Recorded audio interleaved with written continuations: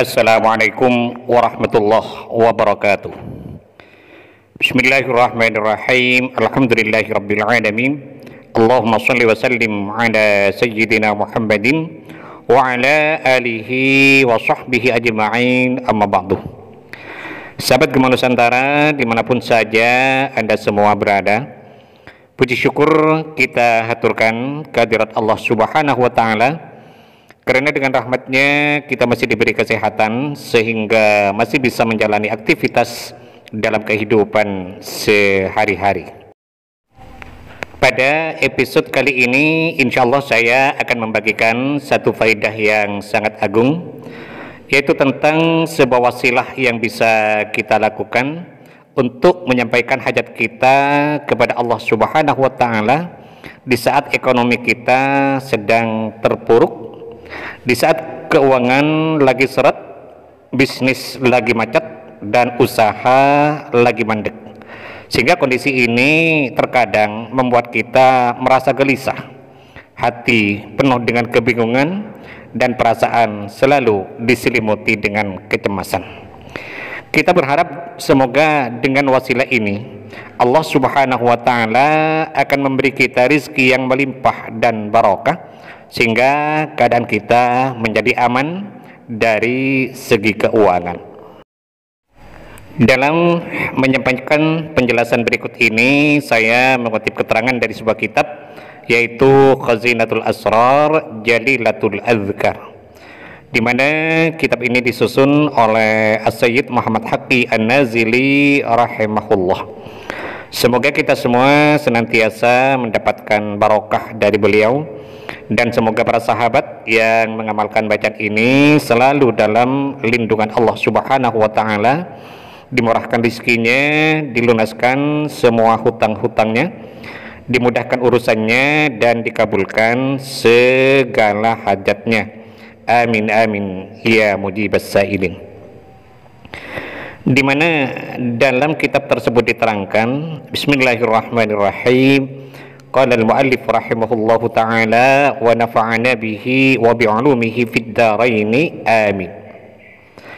Qala At-Tamimi rahimahullah, dan telah berkata Al-Imam At-Tamimi rahimahullah, kata Imam At-Tamimi, man dhaqat ma'isyatuhu, barang siapa yang sempit kehidupannya, wa yafturu alaihi rizquhu, dan seret rizkinya, artinya orang yang hidupnya susah, ekonominya lemah, sementara di sisi lain ia dituntut oleh banyaknya tanggungan, ia dituntut oleh beratnya beban yang ia hadapi, dan ia ingin agar semua itu bisa dilaluinya dengan mudah. Ia berharap agar semua itu bisa diselesaikan dengan gampang. Nah, ketika hal ini terjadi, maka kata Imam At-Tamimi, falyasum yaumal khamis wa yaqumu lailatal jum'ati nisfal lail, maka hendaklah ia melakukan puasa pada hari Kamis, wa yaqumu lailatal jum'ati nisfal lail, dan pada malam harinya yaitu malam Jumat ia bangun di waktu tengah malam, ya kira-kira jam 12 ke atas begitu. Thumma yastaghfirillah ta'ala mi'ata marratin, kemudian hendaklah ia membaca istighfar kepada Allah Subhanahu wa ta'ala sebanyak 100 kali. Bangun tengah malam membaca istighfar sebanyak 100 kali dengan bacaan astaghfirullahal azim alladzi la ilaha illa huwal hayyul qayyum wa atubu ilaih, itu dibaca sebanyak 100 kali. Wa yusalli ala nabi sallallahu alaihi wasallam mi'ata marratin, dan membaca salawat atas Nabi besar Muhammad sallallahu alaihi wasallam sebanyak 100 kali. Membaca Allahumma salli ala sayyidina Muhammadin wa ala ali sayyidina Muhammad, itu 100 kali. Thumma yaqra'u hadhihi al-ayat asy-syarifata mi'ata marratin, kemudian membaca ayat Al-Quran yang mulia ini sebanyak 100 kali.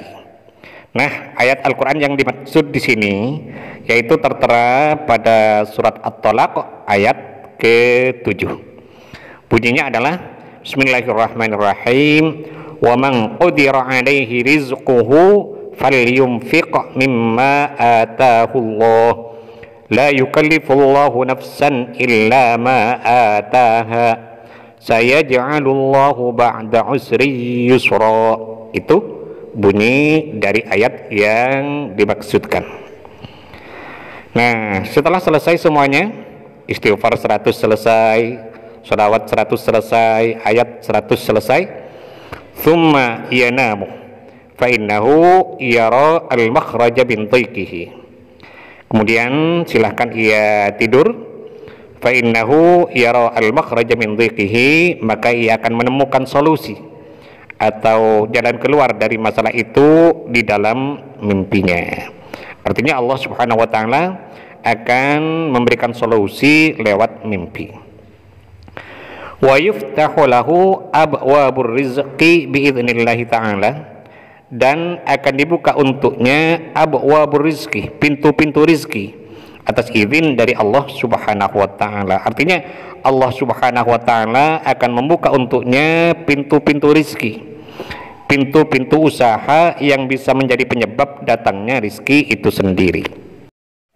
Nah, sangat baik sekali. Sebelum kita memulai membaca bacaan tadi, kita awali dulu dengan sholat sunat hajat 2 rakaat.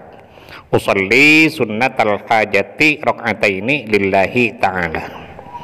Telah selesai sholat hajatnya, lalu kita membaca istighfar 3 kali. Astaghfirullahaladzim alladzi la ilaha illa huwal hayyul qayyum wa atubu ilaih. Itu 3 kali. Dilanjutkan dengan sholawat 3 kali. Allahumma sholli ala sayyidina Muhammadin wa ala ali sayyidina Muhammad. Itu juga dibaca 3 kali. Kemudian setelah selesai istighfar dan sholawatnya, lalu kita bertawassul dengan mengirimkan surat Al-Fatihah masing-masing 1 kali. Pertama kepada Nabi besar Muhammad sallallahu alaihi wasallam 1 kali. Kemudian yang kedua kepada kedua orang tua kita 1 kali. Yang ketiga kepada semua guru-guru kita 1 kali. Ini tidak usah disebut satu-satu namanya, cukup kita mengatakan Fatihah yang ketiga saya khususkan kepada semua guru-guru saya Al-Fatihah. Fatihah yang keempat dikhususkan kepada semua pemilik ijazah dari amalan ini. Ini juga tidak usah disebutkan satu-satu namanya, cukup kita mengatakan Fatihah yang keempat saya khususkan kepada semua pemilik ijazah dari amalan ini Al-Fatihah, begitu. Dan yang kelima, Fatihah dikhususkan untuk hajat kita. Misalnya, ya Allah, mudah-mudahan dengan barokah bacaan ini Engkau memberiku harta yang banyak dan barokah Al-Fatihah, dan lain sebagainya, tergantung dari hajat yang bersangkutan. Kemudian setelah selesai tawassulnya, lalu kita memulai membaca bacaan tadi, yaitu istighfar 100, sholawat 100, dan ayat Al-Quran tadi, yaitu surat At-Tolaq ayat ke-7 sebanyak 100 kali. Setelah itu baru kita tidur. Insya Allah Allah Subhanahu wa ta'ala akan memberikan solusi atau jalan keluar dari masalah itu lewat mimpi. Dianjurkan besok paginya, yaitu hari Jumat pagi, kita bersedekah kepada anak yatim atau kepada orang miskin semampu kita. Ya, misalnya 10.000 atau 5.000, pokoknya semampu kita. Insya Allah barokah ini semua Allah Subhanahu wa ta'ala akan memberikan jalan keluar dari setiap permasalahan yang kita hadapi. Bagi sahabat yang mungkin merasa kurang jelas dengan penjelasan yang saya sampaikan ini, maka kesimpulannya saya tulis di kolom deskripsi. Kita mohon kepada Allah Subhanahu wa ta'ala, mudah-mudahan Allah senantiasa berkenan untuk membimbing kita, menuntun dan mengarahkan kita menuju jalan hidayahnya, sehingga kita semua menjadi orang-orang yang selamat fid din wad dunya wal akhirah. Amin amin ya rabbal alamin. Sahabat Gema Nusantara, mungkin ini yang bisa saya sampaikan pada pertemuan kita kali ini. Mudah-mudahan ada manfaatnya dan semoga bisa menjadi amal jariah bagi saya. Amin amin ya mujibas sa'idin.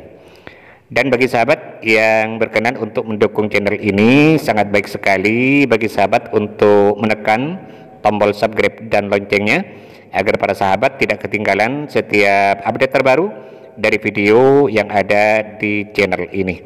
Terima kasih. Wallahul muwaffiq ila aqwamit thoriq. Wassalamualaikum warahmatullahi wabarakatuh.